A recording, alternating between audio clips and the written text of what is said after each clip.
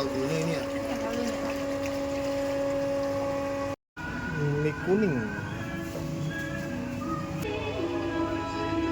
Ada cemilan-cemilan.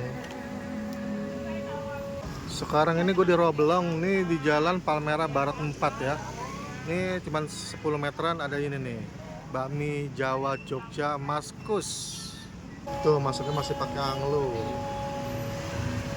Tempatnya kecil nggak gede, cuman oke lah.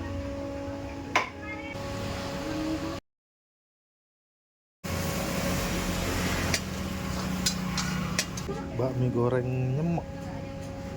Wah mantep, pakai bawang goreng, tomat, kol, ayam. Mantep banget ini. Renang papaya bisa request, kalau pakai papaya diparut. Kalau emang biasa pakai, ada teman-teman misalnya mah, gua maunya saya aja untuk sayur yang pakai labu siam aja bisa goreng. Enak banget.